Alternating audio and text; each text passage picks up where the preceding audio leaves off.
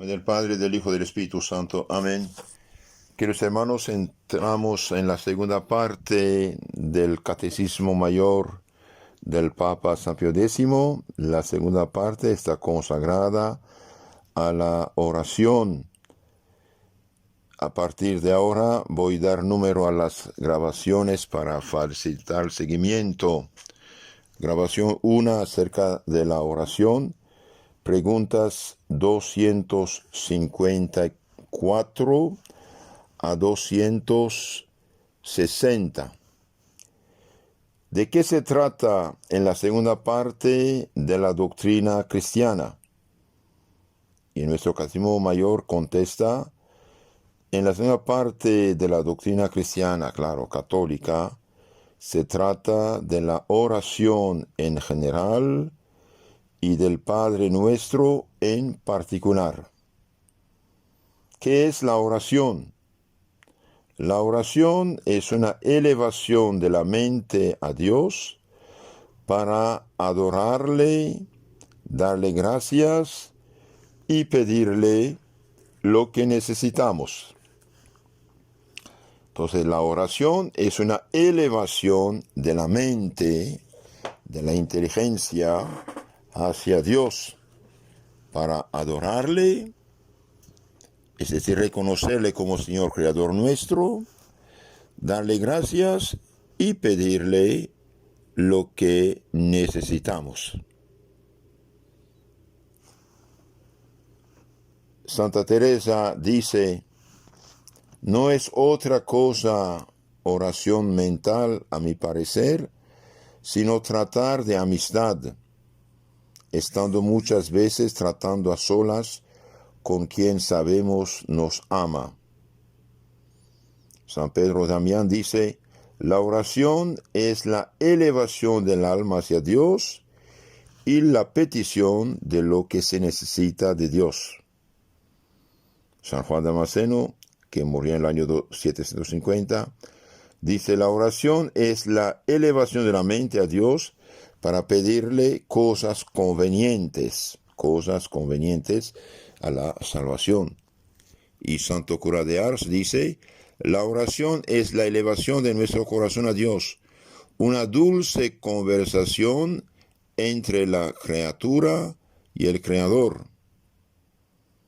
Ya en los primeros siglos, Orígenes decía, la adoración es el acto por el que uno se dirige a Dios con ánimo de alabarle. Y Santo Tomás de Aquino dice, la oración es el acto propio de la criatura racional hacia su creador. En la pregunta 256 se dice esto, ¿de cuántas maneras es la oración? La oración es de dos maneras, mental y vocal. La oración mental es la que se hace con solo la mente. La oración vocal es la que se hace con las palabras acompañadas de la atención de la mente y de la devoción del corazón. ¿Hay otras maneras de hacer oración? Sí, hay otras maneras. A saber, hay oración privada y oración pública. ¿Qué es la oración privada? La oración privada es la que uno hace en particular para sí o para otros. Particular, uno mismo la hace para sí y para otros. ¿Y qué es la oración pública? La oración pública es la que se hace por los sagrados ministros en nombre de la Iglesia y por la salvación del pueblo fiel. Puede llamarse a sí mismo oración pública la oración hecha en común y públicamente por los fieles, como en las procesiones, en las peregrinaciones y en la oración. Entonces, lo que llamamos oración pública en este sentido estricto es la que hacen los sagrados ministros, los sacerdotes, en nombre de la iglesia por la salvación del pueblo fiel. Por eso en el pasado, queridos hermanos, hubo tantos y tantos monasterios y todos los católicos conscientes favorecían las fundaciones de iglesias, oratorios, monasterios, conventos, para que hubiera oración. Hubo tiempo en que había la laus perennis, la alabanza perenne, continua, día y noche. Los monjes, por equipos, iban a rezar, cantar salmos, pedir a Dios ayuda, misericordia. Y la oración pública de la iglesia, por ejemplo, es el breviario, los salmos que rezan los sacerdotes, los diáconos, los obispos. En lo tradicional, bien, se reza 8 veces al día, 9 salmos que llamamos maitines, con 3 o 9 lecturas. Después 5 salmos que llamamos laudes, 5 salmos con himno y oraciones. Después 3 salmos y con oraciones muy especiales, prima. Después, más o menos a las 9 de la mañana, hora cercana, lo que llamamos tercia, 3 salmos, a medio de 3 salmos, a las 3 de la tarde 3 salmos, más o menos a las 6 de la tarde, vísperas, 5 salmos, y se concluye el día con 3 salmos y oraciones especiales que llamamos completas. Estas oraciones, los sacerdotes, los subdiáconos, los diáconos, deben rezarlos en nombre de la iglesia y por la salvación del pueblo fiel. Se anima también a los fieles a rezar juntos, a rezar el Santo Rosario, a rezar Rosario juntos. ¿Por qué? Porque sin oración no hay salvación. En la pregunta 260 se pregunta lo que sigue. ¿En qué se funda la esperanza de recabar de Dios por medio de la oración los auxilios y gracias que necesitamos? La esperanza de recabar de Dios por medio de la oración las gracias, ayudas que necesitamos, se funda en la promesa de Dios omnipotente, misericordioso y fidelísimo, y en los merecimientos de Jesucristo. En efecto, nuestro Señor dijo: pedid y recibiréis. Pedid y recibiréis. El que pide, recibe. Y el que no pide, no recibe. Sin oración no hay salvación. La oración es de suma importancia para todos. Cristo dice en San Mateo 26, 41, velad y orad para no entrar en tentación. Velad y orad para no entrar en tentación. Y Santo Alfonso María de Ligorio, que escribió un libro maravilloso que se llama El Gran Medio de la Oración, dice: no tengo los medios, dice, pero si los tuviera, hubiera hecho tantos ejemplares cuantos cristianos hay en el mundo, y darles a todos un ejemplar de este libro para que todos supieran la importancia de la oración, a tal punto que dice el santo: sin oración no hay salvación. Sin oración no hay salvación. El que reza se salva, el que no reza no se salva. Ahora pedimos a Dios en la oración y tenemos confianza. ¿Por qué? Porque Dios es fiel a su palabra, es misericordioso y es omnipotente. La oración, queridos hermanos, tiene condiciones para que sea bien hecha, tiene condiciones. En la charla siguiente veremos esto, pero ahora veamos un poco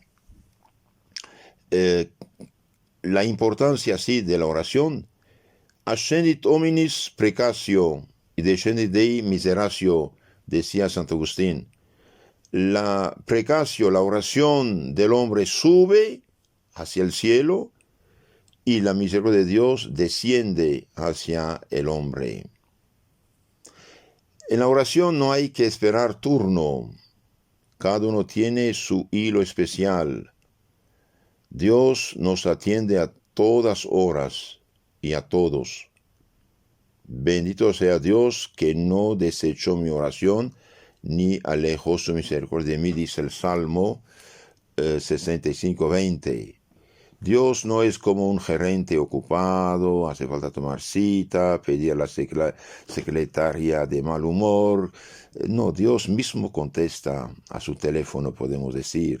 Dios mismo contesta a su teléfono, manera de hablar. Dios mismo nos ve, nos escucha, nos contesta. Dios no está lejos de nosotros, dice San Pablo. En Él vivimos, nos movemos y estamos. Continuamente nos hallamos en su presencia. Para orar no tenemos más que mirarle con el alma y hablar con Él, pensar en Él, no con indiferencia, claro, como si fuese una persona extraña que nada tuviese que ver con nosotros, sino tenemos que rezar con amor, con el corazón, porque es nuestro Padre que nos ama mucho. Hablamos con Dios para alabarle, darle gracias, dijimos, y pedirle toda clase de bienes, y especialmente la gracia de la perseverancia y de la salvación. De aquí se sigue la excelencia de la oración, que nos engrandece, nos acerca a Dios. Dime con quién andas y te diré quién eres. Con quién tratas, te diré qué piensas. Los santos queridos hermanos rezaban y rezaban bastante, rezaban mucho. Y mientras más un alma reza, más se transforma. Es importante también de saber que la oración es como un incienso que sube hacia Dios nuestro Señor. Por eso se encienia el sagrario en la Santa Misa. Nuestro Señor es fiel, dijo, pedid y recibiréis, buscad y hallaréis, llamad y se os abrirá. San Mateo 7:7. Y bien, los apóstoles dijeron al Señor, Señor, enséñanos a orar. Y nuestro Señor va a enseñarles la oración por excelencia, que es el Padre nuestro, San Lucas 11:1. Cuenta el gran periodista Luis Voyo que en Argel se hallaban varios europeos, masones, ateos, perdidos, que jamás rezaban ni practicaban la religión. Uno de los jefes de las tribus árabes les decía, mira esos perros, nunca rezan. Es decir, se burlaba de ellos. San Francisco de Asís, oyendo cantar de noche a un ruiseñor, se levantó exclamando, ¿vas tú a bendecir al Señor y yo no? Y con el mayor entusiasmo se puso a entonar las alabanzas divinas. Se cuenta que un jardinero decía al cardenal Boronio, yo al amanecer rezo, pues cuando a esa hora voy al jardín, me regalan con su perfume las flores que comienzan a abrirse. Sigo su ejemplo y ofrezco grato perfume al Señor mediante mi oración. Santa Zita apenas había cumplido los 12 años, entró a servir en casa de una noble familia de Lucca, Italia, donde permaneció 48 años hasta la edad de 70 en que murió. Esta mujer santa se levantaba siempre al amanecer, comenzaba el día con fervorosas jaculatorias y durante sus faenas solía repetir, la mano en el trabajo y el corazón en Dios.